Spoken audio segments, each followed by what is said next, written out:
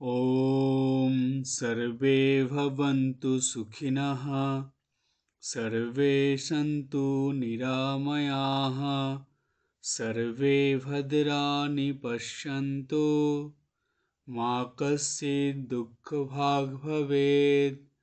ॐ शान्ति शान्ति शान्तिः।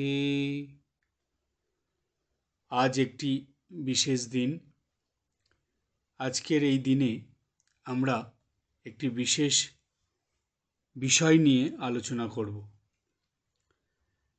যেই বিষয়টি আমাদের দৈনন্দিন জীবনে সব মানুষের জন্যই খুবই প্রয়োজনীয় ও গুরুত্বপূর্ণ। বিষয়টির নাম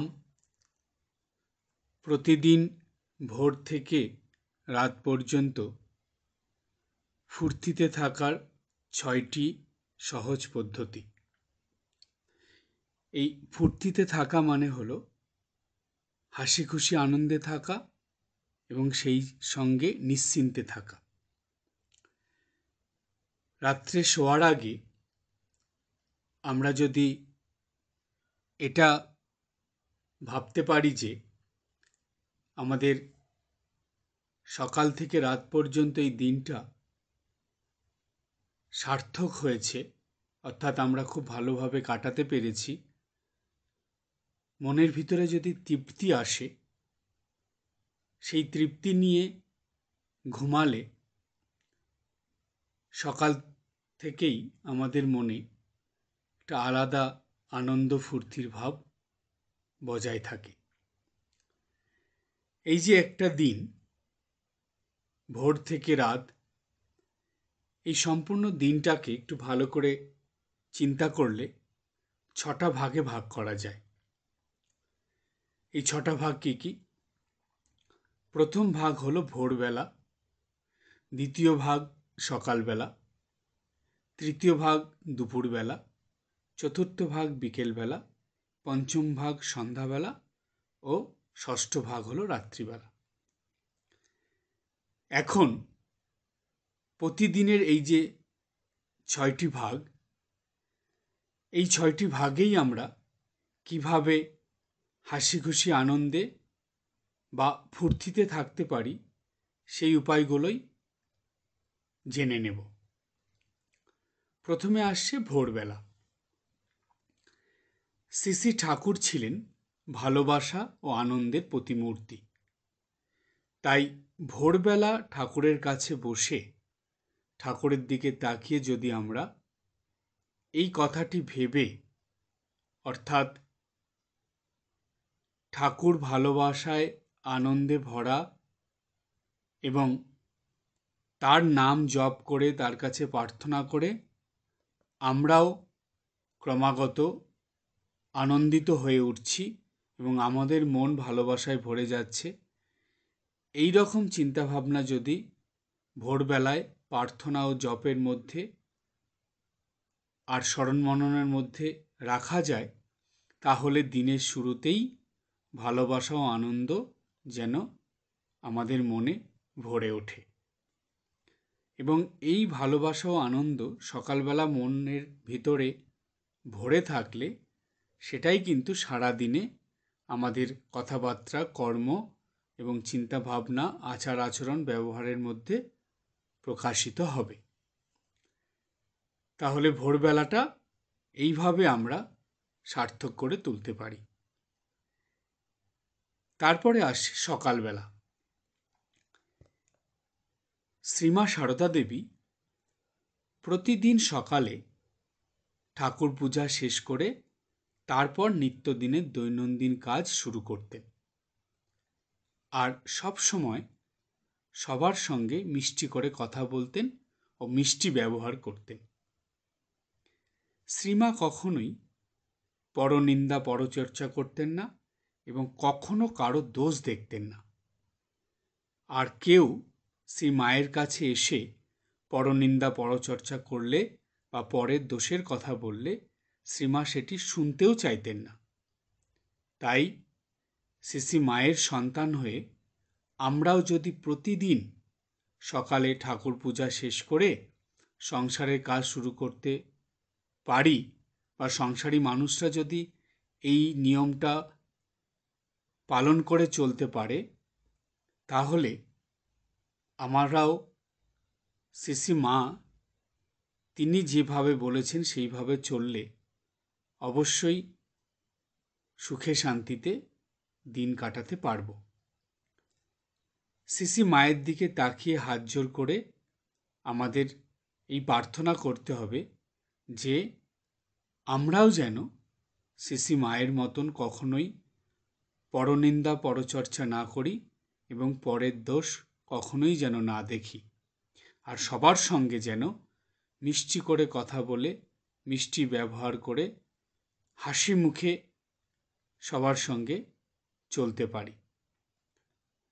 প্রতিদিন সকালে শ্রী মায়ের কাছে এই রকম প্রার্থনা করলে নিত্যদিনের কাজের মধ্যেও আমাদের মন হাসি খুশি আনন্দে ভরে থাকবে। 3 নম্বর, তৃতীয় ভাগে আসছে দুপুরবেলা। খাওয়া দাওয়ার পর দুপুরবেলা ঘুমের অভ্যাস বেশিরভাগ মানুষেরই থাকে। এই যে খাওয়া দাওয়ার পর দুপুরে ঘুম, এই দুপুরে না ঘুমিয়ে একটু বিশ্রাম করে আমরা যদি বসে বসে বা শুয়ে শুয়ে কথামৃত পাঠ বা শ্রী মায়ের কথা বা নিজেদের পছন্দ মতন কোনো ধর্মশাস্ত্র যদি পড়ার অভ্যাস করা যায় বা যদি পড়া যায়, অথবা কোনো মহারাজের বলা ধর্মীয় আলোচনা যদি শোনা যায়, তাহলে আমাদের মন দুপুরে বিশ্রাম করার সময়েও হাসি খুশি আনন্দে থাকবে, অর্থাৎ আমাদের মন শুদ্ধ চিন্তা ভাবনায় ভরে থাকবে। 4 নম্বরে আসছে বিকেলবেলা।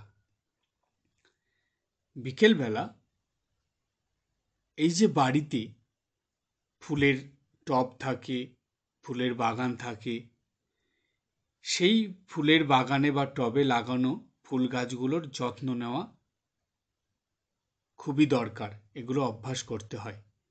বাড়িতে থাকা এই ফুল গাছ ছাড়াও কিছু পশু পাখি থাকে, গৃহপালিত পশু পাখি বা কিছু পশু পাখি সকাল বিকালে আসে।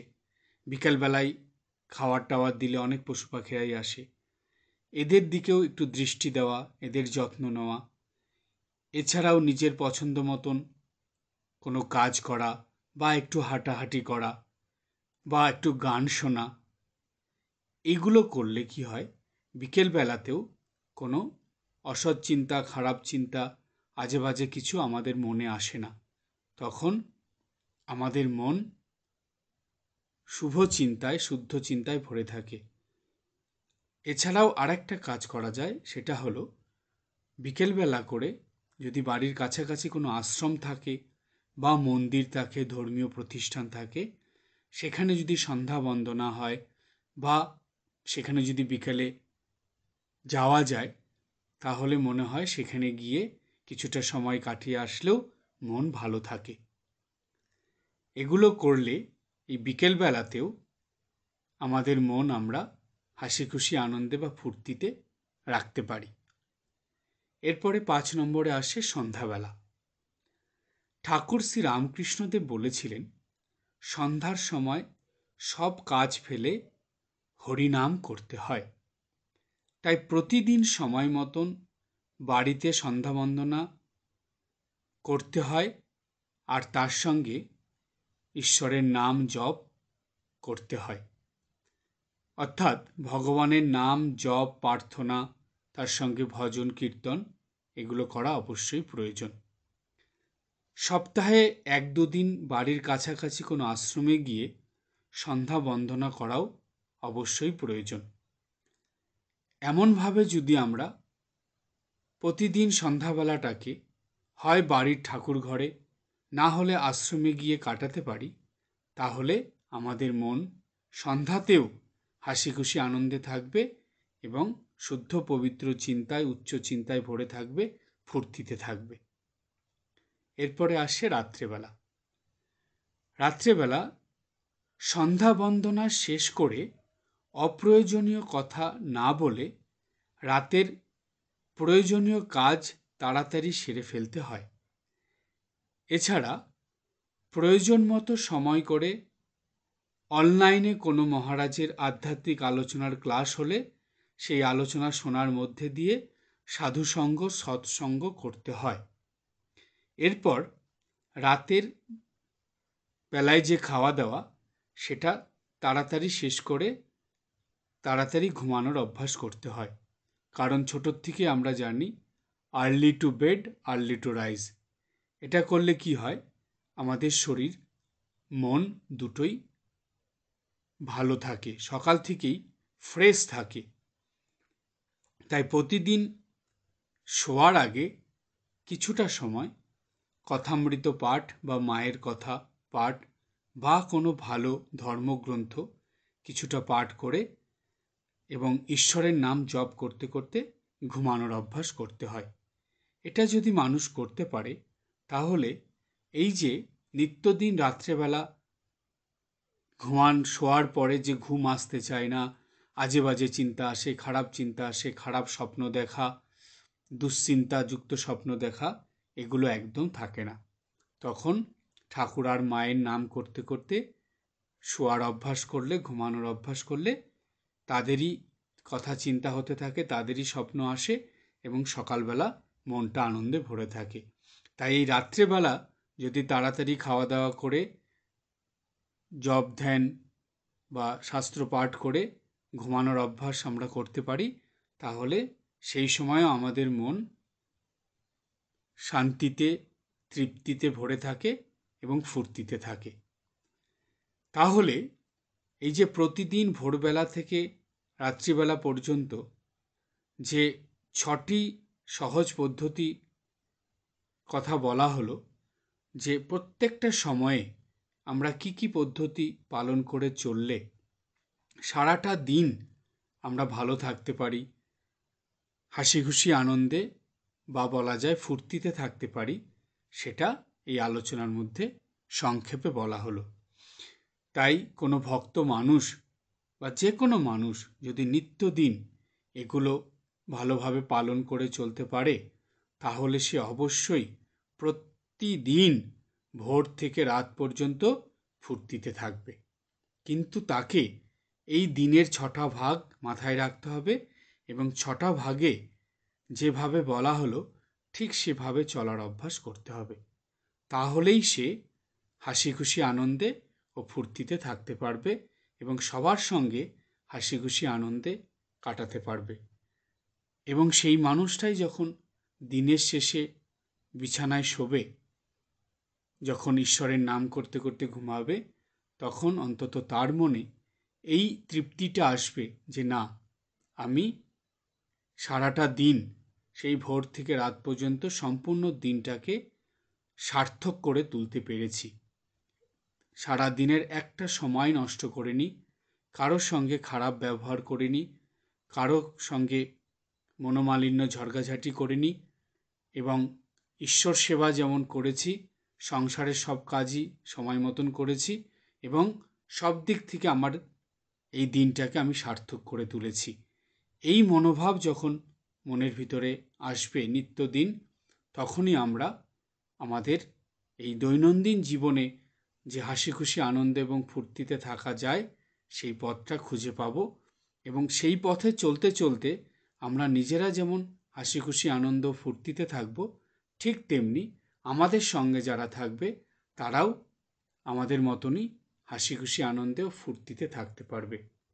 তাই এই যে প্রতিদিন ভোর থেকে রাত পর্যন্ত ফুর্তিতে থাকার 6টি পদ্ধতির কথা বলা হলো, সেই 6টি পদ্ধতি আমরা একটা দিনের 6টা ভাগের মধ্যে সেইভাবে মেনে চলব। আজকে এই বিশেষ দিনে এই সংকল্প নিয়েই যাতে আমরা দিন শুরু করতে পারি এবং প্রত্যেকটা দিন যাতে এইভাবে কাটাতে পারি, এই প্রার্থনাই ভগবান বুদ্ধদেবের কাছে এবং সেই সঙ্গে ঠাকুরমা, স্বামীজি ও গুরুদেবের কাছে আমাদের থাকবে। এবং আমরা এই প্রার্থনাই করব যাতে তারাও আমাদের প্রতিদিন ভোর থেকে রাত পর্যন্ত ফুর্তিতে থাকার জন্য সাহায্য করেন, আশীর্বাদ করেন, কৃপা করেন এবং আমরা নিজেদের চেষ্টায় এই অভ্যাস গড়ে তুলে অবশ্যই ফুর্তিতে থাকব। নিজেও ফুর্তিতে থাকব, অপরকেও ফুর্তিতে থাকতে সাহায্য করব। আজকে এই পর্যন্ত। সবাই ভালো থাকবেন, হাসি খুশি আনন্দে থাকবেন। ওম জননীং শারদাম দেবীম রামকৃষ্ণম জগদ্গুরুম পাদপদ্মে তয়ো শ্রিত্বা প্রণমামি মুহুর্মুহু। ওম ধর্মং শরণং গচ্ছামি সংঘং শরণং গচ্ছামি বুদ্ধং শরণং গচ্ছামি।